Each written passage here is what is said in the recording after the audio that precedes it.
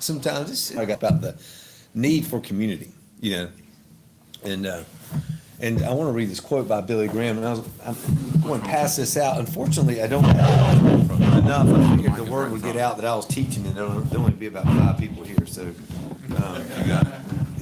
It's 2 pages front and back, so. Yeah, the mic right in front of you, perfect. Just kind of grab one, and maybe you and the neighbor share, but grab 2 pages, right? It's yeah. good? No, yeah. Can you hear it okay? So you gotta grab 2, Okay. yeah, and then you pass it. While I'm doing that, while you're getting that, I'll read the quote by Billy Graham.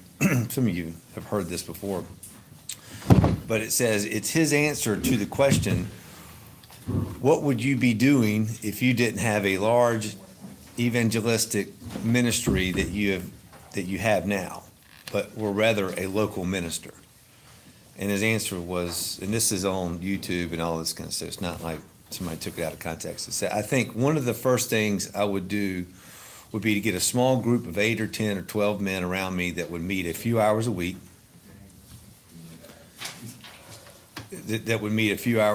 and pay the price. It would cost them something in time and effort.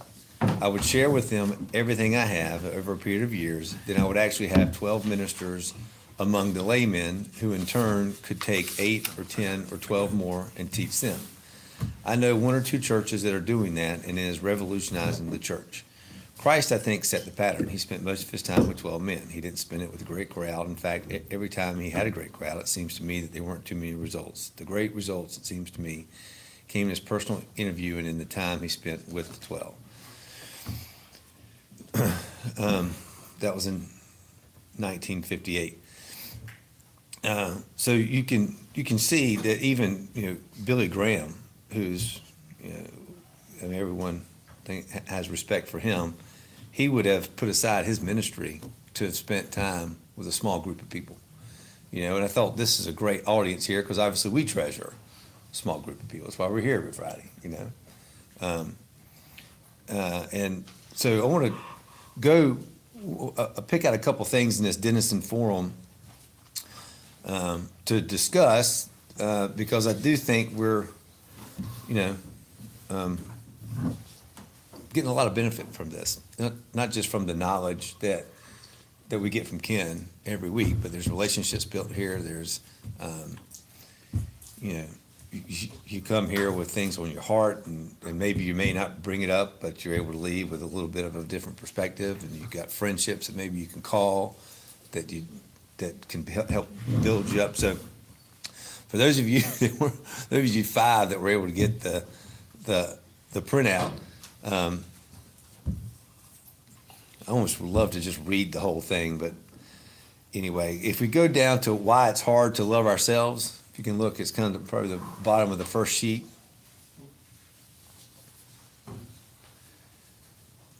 It says proactive steps to build greater positivity into our lives are obviously a good thing, but there's a deeper issue at work here. It's a fact of life that we usually treat others the way we treat ourselves. If you're frustrated or angry with yourself, it's hard to be gracious and loving with others. If you cannot find meaning and significance in your life, it's difficult to encourage them and others. Conversely, if you love and accept yourself, you'll find it easier to love and accept others. Here's the problem. It's hard to love and accept ourselves in a world that measures us in transitory, transactional ways. Let me repeat that. Here's the problem. It's hard to love and accept ourselves in a world that measures us in transitory, transactional ways. Performance-based self-esteem depends on our next performance. If your possessions are the basis of your happiness, you're always in need of more possessions. Popularity is fleeting. Appearance changes by the year. It's not surprising that there's so much negativity in our secular culture. A world that provides no basis for unconditional self-acceptance is not a friend to our souls. Then you are beloved. You might find where we are. The key to loving ourselves is agreeing with God about ourselves. In The Life of the Beloved, Henry Nouwen writes, I hear at my center words that say, I have called you by name from the very beginning. You are mine and I am yours. You're my beloved. On you my favor rests. I have molded you in the depths of the earth and knitted you together in your mother's womb. I have carved you in the palms of my hands and hidden you in the shadow of my embrace. I look at you with infinite tenderness and care for you, with a care more intimate than that of a mother for her child. I've counted every hair on your head and guided you at every step. Wherever you go, I go with you, and wherever you rest, I keep watch. I will give you food that will satisfy all your hunger and drink that will quench all your thirst. I will not hide my face from you. You know me as your own, as I know you as my own. You belong to me. I am your father, your mother, your brother, your sister, your lover, and your spouse. Wherever you are, I will be. Nothing will ever separate us. We are one. Why is it hard to believe that God feels this way about us? First, we know our secret sins. Failures we're convinced would cause others to reject us if they knew. But God knows the secrets of the heart. In fact, he knows our future sins we're not even aware of today. And yet he loves us with great love, even when we were dead to our trespasses. Second, we are conditioned to believe that we must justify the acceptance of our works-based culture. But it's impossible for sinners to justify ourselves before a perfect God. That's why we must draw near to the throne of grace that we may receive mercy. Third, we think we need to punish ourselves for our failures until we've paid the debt of our guilt. But all sin is actually against God, and we cannot earn the forgiveness God has. God can only give us by grace. That was another topic I want to talk about today, but we're not going to. So to finish it off, I'm sorry for reading for so long. So we can agree with our culture that we are what we do, or what we have, or how we look. We can persist in guilt over secret sins and try to justify ourselves by punishing ourselves for our failures. Or we can give thanks to God of heaven, for his steadfast love endures forever. We can rejoice in the fact that we are each our Father's beloved. Here's the question of the day. Do you think less of yourself than God does? All right, so I'm intermingling here. Started off Billy Graham, group of 12, 8, 10, 12, community. He started off this lesson, his write-up about how many deaths are increasing because of cirrhosis of the liver. Because men especially, since '08, kind of if we view ourselves by how well we do in the business world, there's a lot of probably less view of that than in '08, and so they're increasingly, self-medicating or whatever, and I guess it's turning into cirrhosis of the liver, and that is, I think, is only going to probably, if that's our basis for life and what our value is, then it's never going to play out well. Life is never going to be this perfect little up down. Well, if we don't have a way to deal with that, then it's just going to be tough. Before I get into anything else, anybody got any thoughts behind either the Billy Graham quote or what we just read here? Well, there's another thing I heard on the radio the other day is that the teen suicides are way up. I think there's like 26,000 this year, but I forgot where, but I don't know if that was across the country or might have been across the country. It's got to be up. It's got to be up. But there's 21 in Atlanta alone. Yeah. But I think that's just when you read that, all I could think about is a lot of the reality shows that are on the Kardashians and those things. That is exactly what that is. It's what's the next thing? How am I getting attention and what's new for me? Yeah. Mm-hmm. I was thinking we had a Sunday school lesson a couple weeks ago that the Bible says you should be content where you are, but should you be but I guess the world says should you be satisfied where you are? You should always be growing in some ways as compared to the Bible saying you should be content. Yeah. Well, I think Paul was saying that even in great times, he was content. Even in horrible times, he was content. He was content because of the vertical relationship with God. Right? Whether he was accomplishing it and the whole world was slapping him on the back, or the whole world was throwing him in prison. He was like, I'm good. So does that mean if the dishwasher broke, we should just be content? I don't know. No. I was reading this morning about the parable of the talents. He's given us certain gifts and talents, right? Well, we're to be good stewards of what he's given us. So, no, I doubt we're supposed to be content because that's not being a good steward of our talent. But at the same time, should I get all bent out of shape? Probably not. It's a first world problem. Yeah. You can still get in there. There's a difference between being well said and being complacent. Very true. Yeah. Yeah. And I think it's but do not agree that it's difficult to always have where that line is, you know? Well, that's fine. You always want just a little bit more. Yeah. Yeah, the definition of rich is the guy that's got a little bit more than you do. You're never rich. It's the guy that's got a little bit more. That's what Andy Stanley said.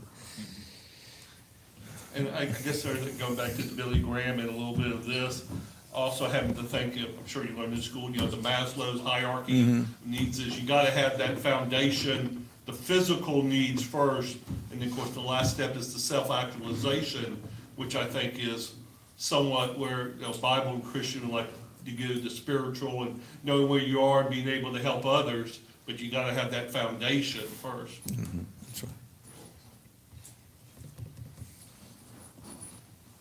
Any other thoughts on over Hardville? Social media phenomenon today, especially among the teens, and they're always in there and stuff. It has a lot to do with comparison and trying one-upsmanship on everything. Ken, Last time I said Included. suicide, yeah, that ties in. Ken says it all the time, that comparison is the enemy of contentment. And I'm not on social media, so but I would think that it would have to breed that. I mean, you know, I can't imagine being a 13-year-old me dealing with that. I mean, I was already like thinking I was so much less if all of a sudden in my face every day was how these other people are doing all these great things, getting invited to things I'm not invited to. You know, there's I don't know if y'all have seen it, it's a great show on Netflix, it's a British show. Ken's mentioned it, it's either Dark Mirror or Black Mirror. And, you know, British shows have like 5 episodes a season, so 6 seasons in, but the whole premise of the show is every single show is different, and it's self-contained, and it's taking technology to its worst degree. And one of my favorites, and I've watched it with my son, was you had a contact lens you put in, and when you looked at somebody, you could see how many likes they get and all this. And, oh, yeah, and you're graded on that. So you look at somebody and in the show, the 4 was the highest. So, oh, you're a 2.5 at work. I'm not going to hang out with you. And you would do things, you constantly were trying to do things to up your score to people. You know, one person in the show ends up being ostracized. So he's trying to be nice to everybody, and you see his score dropping 1.0, you know, and then at a certain time you can't get work and you can't do this. But the whole show is about this girl going to the society party, and what she does, you know, degrades herself because she wants her score to be high enough, and she knows if she gets there, those high people will swipe her, which makes her score high. It's all this stuff, but it was like, okay, this is society where your entire identity is based on what other people think of you. It was really clever, and those are the types of shows they do. I don't think it's got anything to do with technology. I think we're all Well, doing it that's all right. day, It's every an Yeah, enabler yeah. of what we Where- already have a fault yeah. in doing. That's right. That's a great point. Look at people when you put them in buckets so quickly. And I've earned my way out of yours. the dolphin shirt goes down. Well, don't think I got the roll out from I Angel. wasn't thinking about his Don Cheadle. A couple of weeks ago, we discussed, there are people who try to out-Christian each other, but they forget their own family or take care of Yeah. their own family. You know, there are the people gonna be there with the casserole dish, but they're neglecting their own families too. Yeah. And I think there was a play a few years ago here that was set in, one of the theaters here in Buckhead. And the premise was a bunch of women who were trying to out-Christian each other. Yeah. Yeah, I think you see that a lot. I think this is, well, yeah. So, before this actually just came out this morning, so it kind of played into our lesson. I was going to ask you guys, I don't know if anybody would like to share what is your purpose for coming here on Friday mornings? You know, I thought it'd be kind of neat to, well, it's usually Ken, I know it's not, you know, the fact that he's not here today. When Neil leads Yeah. and Ken gets out of here. Well, I was telling a friend yesterday, I was like, yeah, I'm leading tomorrow, and we purposely now don't tell people that Ken is not going to be here, or else no one would show up. You notice that Michael somehow gets the, He gets a message. well, he gets the secret memo because he's never here. when he gets out. Do these people worship Ken? Since they don't know? Oh, preach it, Chester, preach it. Like Jason showed up, he's not here for. Mike had a meeting in New York today. Another way. So I'm picking on him, but he had a realistic, Yeah, I unfortunately know his schedule. okay, My wife works for him, okay. with him. Jason, you have. Yeah, yeah, you can sit over here, take Michael's spot. Taking I'm Hayes. personally for the insights and always learn something, just more about God through, the study of the Bible. I like to do, otherwise I'm doing it myself, and I like also the interaction and the comments from everybody else is fun. So it's the, companionship, doing it. The encouragement, you encourage from, bounce things off each other, so we encourage and get encouraged at the same time, which is kinda nice. You're not gonna get that if you're just out and about. Yeah, You need to share. yeah. I was gonna say, Neil, I like the group for a couple reasons. One, the Sunday school aspect of it, because I really kind of consider this my Sunday school. And also too, just meeting with a bunch of men, because usually it's mixed, and it's kind of nice to hear perspectives from guys who are on the same path and who are either maybe more mature and they've already made the mistakes that they know you're gonna make, that kind of thing. So there's a mentorship involved with it as well. It's interesting how my mother worked for 15 years for Charles Stanley in touch, and she told me about Kendall, but I'd never met him. I really had a reason to be around anything he was doing, but had retired and was trying to decide exactly what I would or wouldn't do with myself. So I did know that the troubles within my own marriage, I needed some sort of support system. I didn't have a large circle of friends, even though I was known within the men's group at my own church. They just, I really don't have any, but about 3 close friends there, which is a good number. But that was never, it was so far away, and I was coming up this way to work anyhow, what work I could find. And so Chip Ingram's Walk Through the Bible was having Ken Doyle for every Thursday for a month. So I went over there to hear him. And I met Carlton Byers and George Neville, and George, of course, now is Parkinson's. And Bill, maybe Bill, guys like that were going to. So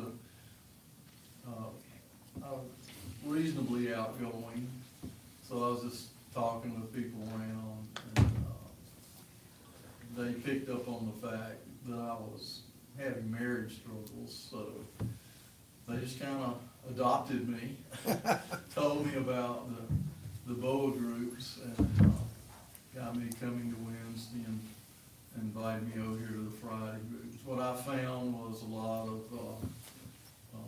guys with great life stories and experiences and openness, authentic discussion about who we really are,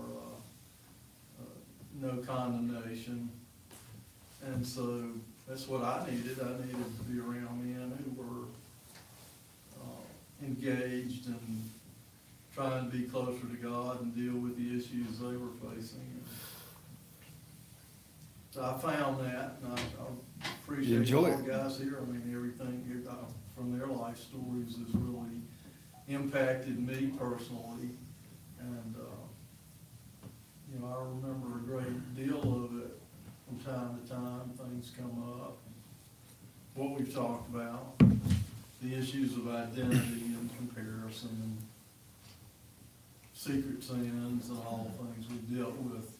Of course, Ken's scholarly dissertations and additions and humor really add to the overall wealth of the sharing. Thanks for sharing, Mike. Chester, you had a Chester. question?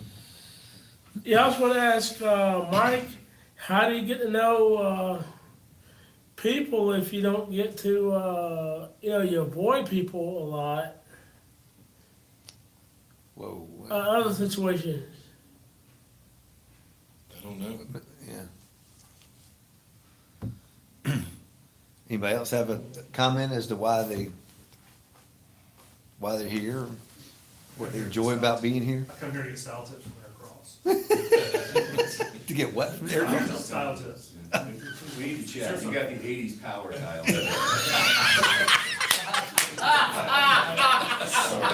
Yeah, but I couldn't It was a find good my decade. It was a good decade. shirt with a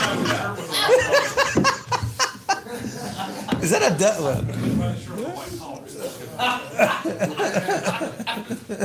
The gecko look. You come here for encouragement, right? Got the big, That is my way of. if you're not making fun of somebody, you might not like them. You don't give her, oh, you're wearing that?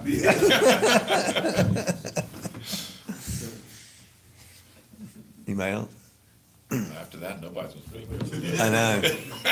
Eric may attack you. I was gonna, Yeah. I kind of struggle with the whole quieting our mind thing, and I'm very infrequent here, but just anytime I can plug back in, it's, even though it's very lighthearted generally, and there's a lot of conversation about other things outside of the Bible study, it's just, I get a few snippets that I can utilize Yeah. in some quiet time. I find it very valuable.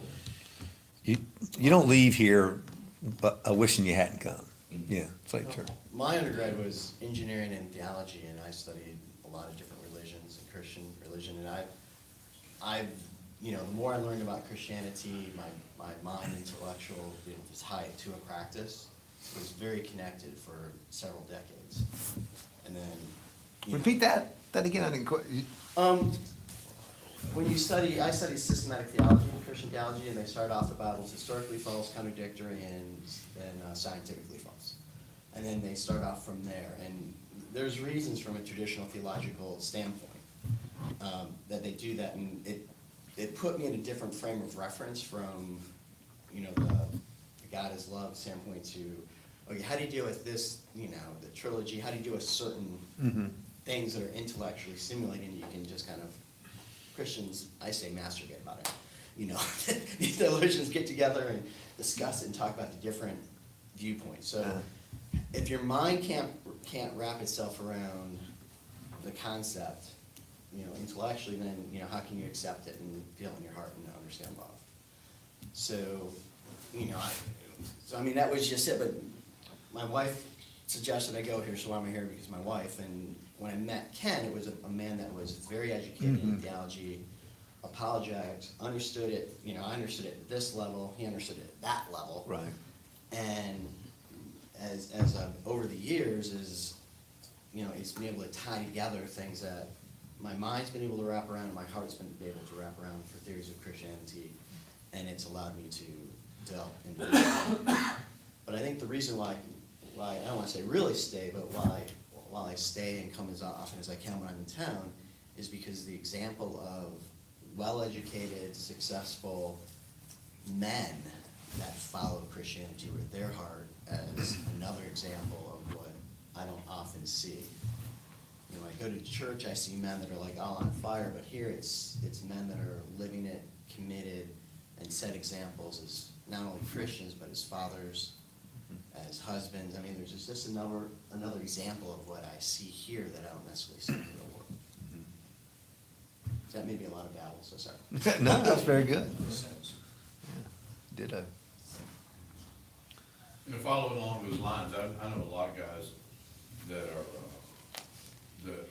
super intelligent, and they're Christians, but the more intelligent they get, they seem to try to talk themselves out of actual belief, and so they kind of walk the walk, but they lose the faith perspective. And I just learned the other day about this one very successful preacher who brought supposedly thousands of souls to Christ, that he only accepted Christ on his deathbed. And I thought, wow. But it was because he had been exposed so much the intelligence side of things that, and the scientific things that, you know, he kind of talked himself out of it. Yeah, I mean, I've graduate degrees in engineering, and people I work with are the same brainwashed scientific area, where it's like, okay, you know, and then you're almost ostracized if you don't believe wholeheartedly in evolution or, you know, certain things that are theories. Right. Chester, you have a question? Yeah, I was saying, what about people who, you know, how can they accept them on the deathbed and they have a chance to get baptized for the remission of sins? As Lord said, those who believe and is baptized shall be saved. Yeah. And if you don't get a chance to get baptized for remission of sins, you're not saved. Maybe in his heart, he didn't feel like that affected him, maybe. The good news is he accepted, so we won in the end. And you know, that goes back to another subject about baptism. You know, I know I was baptized when I was 1 year old. I mean, that didn't do squat for me. You know, I had not made a public proclamation of faith, you know, and had not accepted Christ at 1 year old. That didn't happen until years later. Jason, yeah. Yeah, because, you know, they, you know, mentioned about, you know, they, you know, you can't accept Christ unless you, you know, you can't accept at 1 year old or 3 years old or 5 years old, but you can, you know, if you accept him as your Lord and Savior, and, you know, you're baptized for the remission of sins, you know, that's the only way you're saved. You know, you're not saved unless you're baptized for the remission of sins, according to Mark 16, verse 15, 16. Did the thief on the cross, did he get baptized? Well, that was before baptism was essential. Okay. Jason, you got a question? Yeah, I mean, in all Or thought? seriousness, you know, one of the things that's been really meaningful for me over the last, how long has it been? 15 years now? Since this has been going on? Yeah. I don't know. Something like that? Yeah. Yeah, I think it will, yeah. You know, I think it's the best example I have when I tell friends is, if you could go back, 75 years and attend a weekly Bible study with C.S. Lewis, would you take? Wouldn't you do it? Well, yeah, because everybody knows who C.S. Lewis is. Yeah. And I don't think we can appreciate, because we know Ken sort of from a real personal standpoint, what a reputation Ken has as a theologian. Not just in Atlanta, but outside Yeah. of Atlanta. And, you know, we got a rare opportunity to you know, to feed off that. I couldn't agree with you more about that, but the fact that, you know, he's available every Friday morning, and there's not 1,000 people here, you know, lining up to talk to him is yeah, it's wild. Because Ephesians also mentioned about, you know, in Ephesians 4, mentioned about one baptism, one faith, you know, so people who are sprinkled, they're not baptized. Hey, do you want to lead next week on baptism? Yeah. All right. Who's? I can't decide that. That might be Ken's deal about it. Maybe you're prepared because you sound like you're very well educated and you're passionate about it. That everyone knows what the Bible says about baptism. Yep. Okay. Awesome. Any other thoughts about why you personally come to this group? Why you know, because you're making an effort. You're getting up. You're getting out. You're making a point for your day. I said to, Jeremy years ago, I said, if Bo can get up and get here at 7, we gotta get up. And he's prepared every week. Well, but yeah, he's got some stuff he's going. I'm always astounded at how God works in my life. I met a guy, Mark Boomersheim, Yeah. the strangest way, but it was right before he was moving to LA, and we were just moving from LA. And he barely mentioned this group as we were leaving dinner that a mutual friend wanted us to meet our families. And it just kind of sat with me for about a year. And I called him after about a year and said, did you mention a group? And never heard of Ken Boa before. I'd been in LA for 25 years, but I knew, and that I needed something, a place, didn't know anybody here. But as soon as I walked in, I felt like I knew everybody here. And that's one of the great things that I find about being a Christian. When I get with another Christian or a group of Christians, I just kind of feel like I know them. And it's really been wonderful. And Ken is just a trip. I mean, stuff that comes out of his mouth and from his head, you could just listen to him forever. I don't care where he goes to. Yeah. He never seems to be on point, but he takes you there. So. But you know, in his classes, he stays on point. Yeah, his other stuff he does. Yeah, he This does, is a he does, unique, yeah. An interactive model like this, I'm not sure is the best venue for his dispensement of information, because we all get off on talking about his apps and, you know, the other stuff.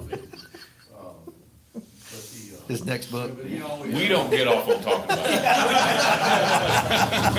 it. What he's about to do to his website. There's always nothing. Always doing bad, something. You know, when he's chasing a rabbit. Yep, yep, and he feeds you, he'll look at the clock and see it's 3 minutes, and he's like, whoa, I gotta feed him, so boom. Yeah. The last 3 minutes. But I will say, Ken has said, by the way, he really enjoys that interactiveness because it's different from his other groups, so I think he films his Wednesday morning, and it's like 50 minutes, and, We're really lab rats and we don't even realize. yeah. I told him this is the master's, Wednesday's the undergrad. So, Yeah, it's not the best reason, but some of it also is a little bit of guilt in terms of there's this opportunity out there, and if you decide not to take advantage of it, it's kind of like, what are you doing with your time? That you feel somewhere along the line you're going to have to answer as to, okay, I put this out there, and you're free. Why didn't you go?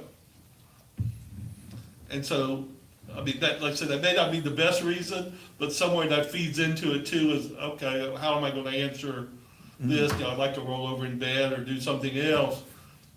But, you know, how would I answer that? So, okay, you know, let's get ahead and go. Yeah. Well, I think that ties into what some other things is sometimes you come here and you get fed by Ken. But other times you're making a statement that you don't realize may be feeding someone else. Right. And Yeah, I it's think not that's always what's about you. great about the collective group. And if you're not here, somebody else is missing on what, you know, your nugget of wisdom that you would have bounced off Ken. Because a lot of times, you know, we hear what Ken says and it's great. I mean, he's obviously, but then I'll take something that someone else says because I you know, they're more close where I am in dealing with the problem, you know, or something like that. What is the future of this? Is Ken gonna stay in? Part of that, yeah. Yeah. I mean, he's, Did you hear something? Rumor ripple. he said if Gray starts to contribute more money, Yeah. he may stay another year. Gray, I'm telling you, kid, I have no idea what you.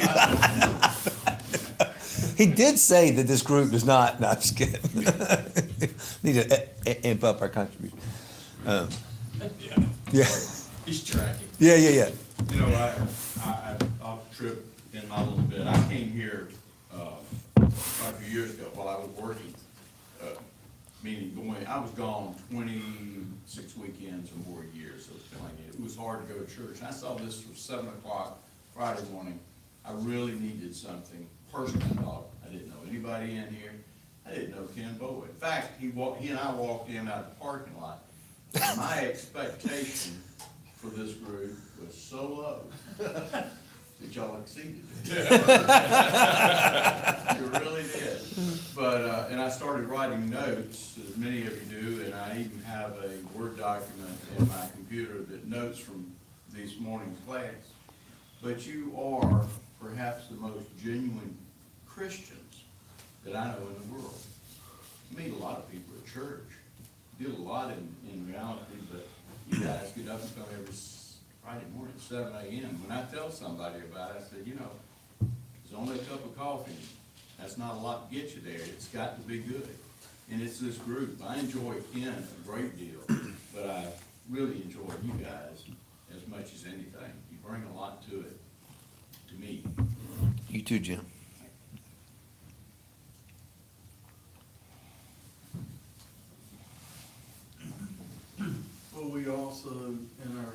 always, we're lifting up and praising the Lord's work in our lives.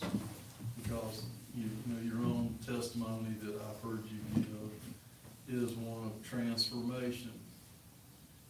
And, then because you came through these identity things and the acceptance in your own heart and mind, you just became a totally different person yourself and began to learn leadership roles and aspects and improve upon your own talents and abilities so that you could do what the Billy Graham thing started off with. You know? What you were learning, you began to share.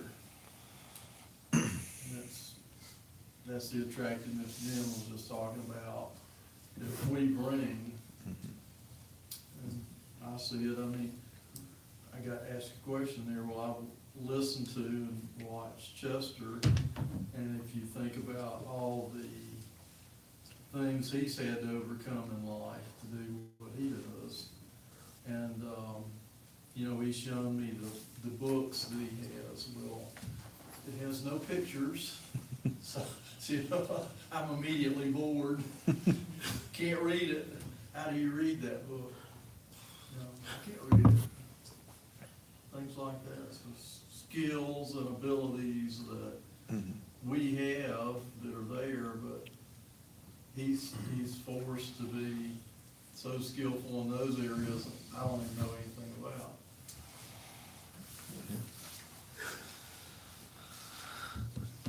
Well, and I think we've kind of said it too, but, you know, in reading that Denison Forum article this morning, you know, I think that groups like this are great, because we do get a lot from it. But then there are times in our lives when we don't realize how a group like this propped you up. And you know, you could have gone through a much more difficult, maybe gone to a dark place, but because you had friends that you could call, you could lean on, because somebody said a certain thought when you were here, you know, it kept you.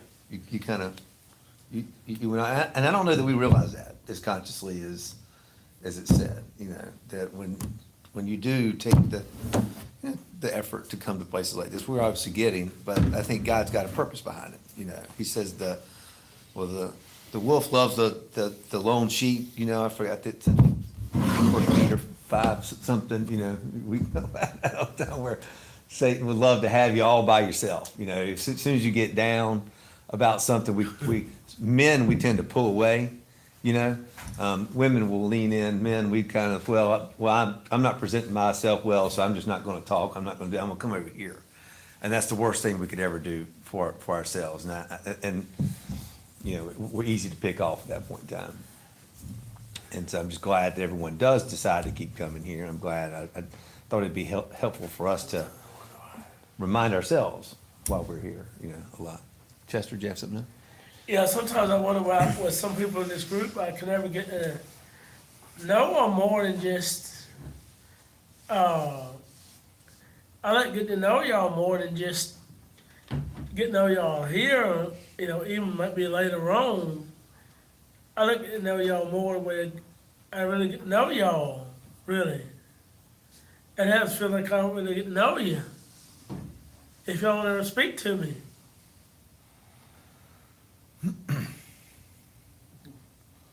I think it's also, you know, you often hear churches say something to the effect of enter in wisdom, go forth in service. Then someone, you're coming here to learn, but also the important thing is then to go out and to do it and apply it to your real life. I guess they were saying, the Bible words, they'll be hearing the words only, but doers. So I think part of it is, yeah, this is the learning, but then it's also important that you go out and actually apply it in your, you know, Monday through Saturday life.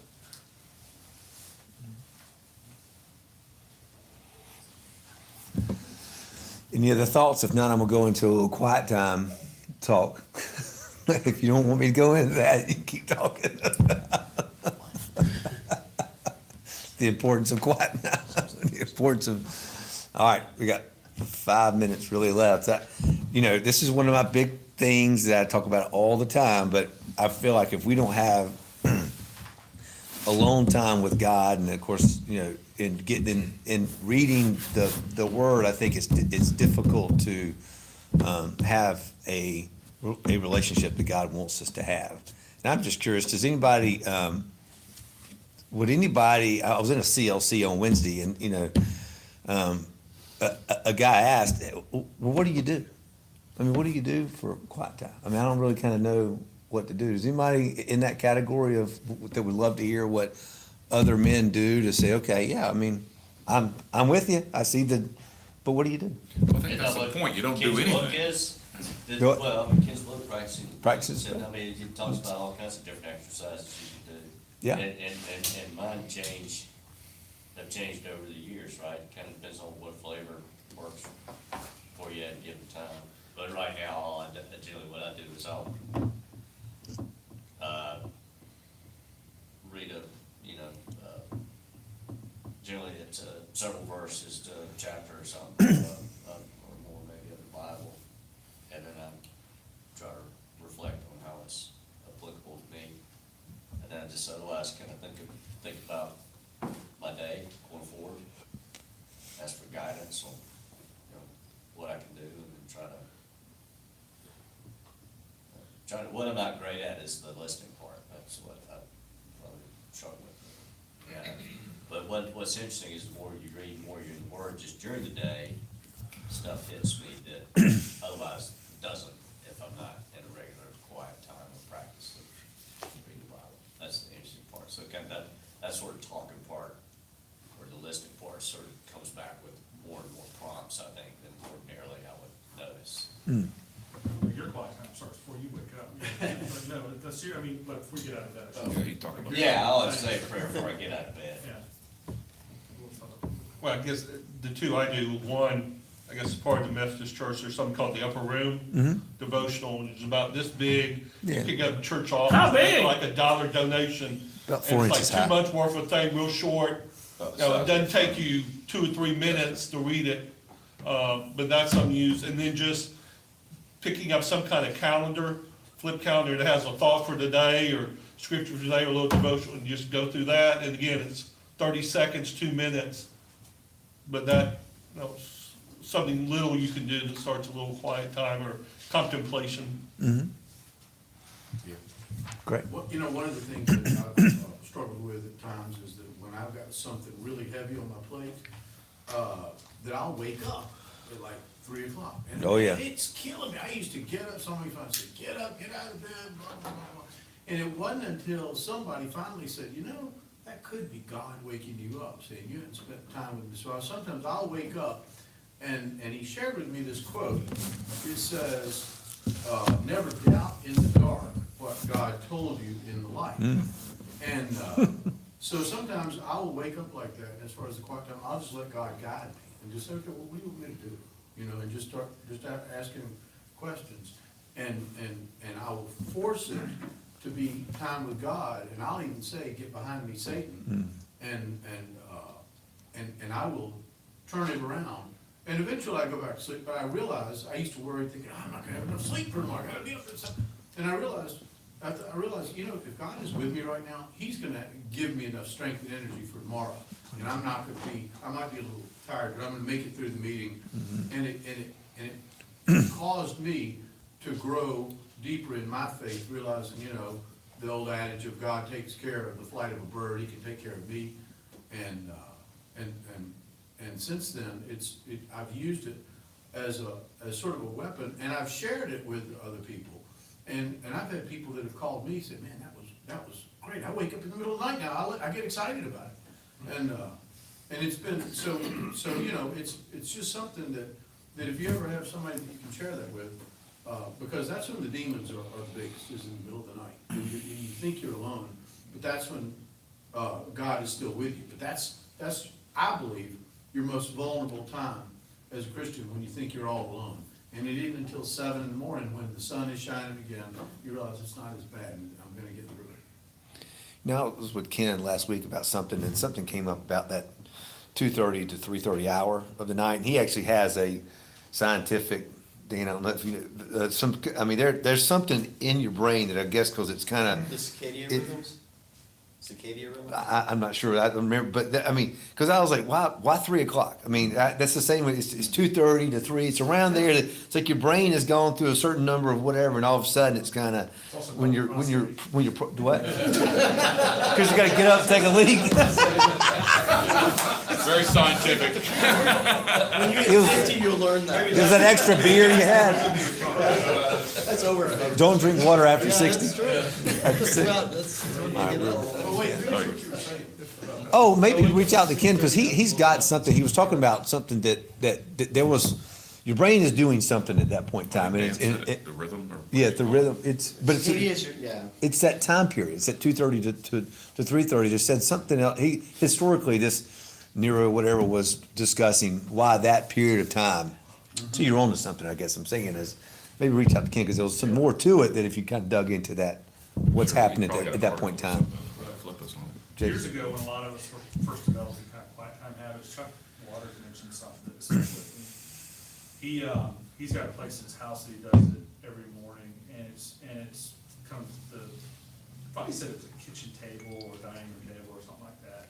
And he said one of the most powerful things of his quiet time was, because he got up early and did it, was his daughter's waking up and coming downstairs for breakfast and getting ready and seeing dad at the dining room table with Bible open, and, I mean, sort of modeling that behavior for his kids. So, that's always kind of stuck with me also. You know, not necessarily finding like a hiding place to do it, but, you want a quiet place to do it. It's good. But, and just for an example, for what I'm doing these days is, I'm going through, Oswald Chambers, most first highs, so I'll start with whatever the day's deal is and try to cheat through that a little bit. And my goal, and I try to set aside 30 minutes, my goal is to read a psalm, read a proverb, an Old Testament chapter and a New Testament chapter. So I'm in Jeremiah right now, and then I think Ephesians. Jeremiah's Just fun, sort of isn't it? work your way, chronologically, like that. Yeah, how fun it is to be in the book of Jeremiah. It's a joy to read. Sorry. Dan. I'm not a quiet time type of guy. I do not spend nearly as much time as I should, but in the Bible, but Ken brought up something earlier years ago, Deuteronomy 17:18, about the king of Israel, and he says, when he takes the throne of his kingdom, he is to write for himself on a scroll or a copy of the law taken from that of the biblical priest. And, as a sign, don't get wives, don't get horses, don't do power, but, God assigned him to do that as a king, and it was like, well, what would be the equivalent in the new covenant under God and under Christ? And I bought a leather-bound notebook, and I've sat down with the scripture like John and just copied it over. I mean, I don't know if it's not a quiet time, but it's something that is, I don't sit and read and meditate, I can't do that, but by sitting down and copying certain You process texts. that way. You process it, yeah. And the things that I've learned and just the subtleties that I never notice if I just read it. So, I mean, I just have a book that I sit down and I'll write out. That's awesome. We're at Thanks for sharing, because Ken is big on that. He's like, don't get, just because you hear meditation, quiet time, but that's not, you've done it in a different way, or some people, I know in Screwtape Letters, they said this guy would just take a walk with Christ, and just spend time. I mean, God just wants that alone time with us, and however way it is. No, I was just saying, I want Yeah. to respect Yep. everybody's time. Let's go around the room. Sorry, I have announcements? one final comment here. Okay. Ken, in one way or another, he's always drawn us back to the Word of God, as the source of God's revelation to us, and how he sends those barbs into your heart to deal with your issues and to give you the strength, his strength, the Holy Spirit's strength to deal with it. And I was drawn to Psalm 39 about what we're talking about, and it's David's thinking about the care of God for him. In verse 2, he said, I was dumb with silence, I held my peace, even from good, and my sorrow was stirred. My heart was hot within me while I was musing, the fire burned.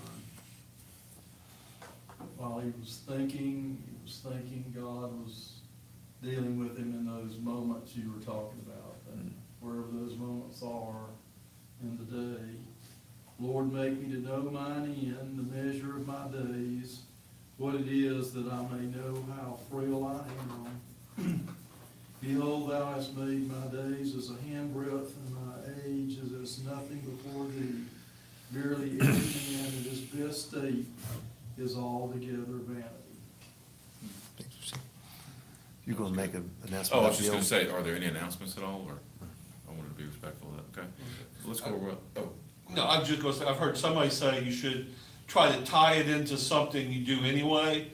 I've heard, some women say, they have their quiet time with their morning coffee, because they're not gonna miss their morning coffee. Right, right. So, if they're doing that, Guilty. so if it's, That's a I'm good gonna idea. catch the first 5 minutes of Sports Center, or Yeah. the news, or something, tie it to something you're going to do, and then you I think remember. that's so important, because you think you don't have time, but it just incorporated in what you're doing, yeah. Oh, you got something? No. Okay. If this would've been an auction, you'd have bought it, you held it Right, I up. did. All right, Say John Bill. Coates? You gonna say Bill? You gonna do- About- Tom, Bill's in. Oh, I didn't know that, no, no. I thought you said you were gonna talk. Oh, anyway, so Tom's not here. Bill is, back in the hospital, I didn't know that. and he asked us to tell the groups, everybody be praying for Bill right now. Okay, Neil Creech. John Muirhead. Gary England. Dan Schaefer. David Danhoff. Frank Lyles. David McCracken. Rob Moran. Gray Campbell, Mike Ryan. Joe Blakesville, John Wesley. Boy Johnson. Chris Jones. Chess Thrash. John Coates? Ray Seegers. All right. Does anybody want to close us in prayer? Thank you, man. Dear Heavenly Father, we're just grateful for the fellowship that we find as we focus on things that you have called us to. It's your call that we've responded to. It's the drawing of the Spirit that we find when we come to hear someone expound upon the revelation that you've given in a compelling and interesting way. Father, we are grateful. We do give thanks for Ken, especially as the leader of the men's group here and others. Thank you for the way that you have come and met us in the quiet times, the busy times, the difficult times, the hurts and the joys of life. So Father, we share the stories, how you've been exactly what you are to us, our Savior and our Redeemer. So we thank you, Father, for you working in our lives and sharing what we find with the hope and the future that we have, and expectations of things beyond our understanding. There are great needs in every life, every family. And we lift those up.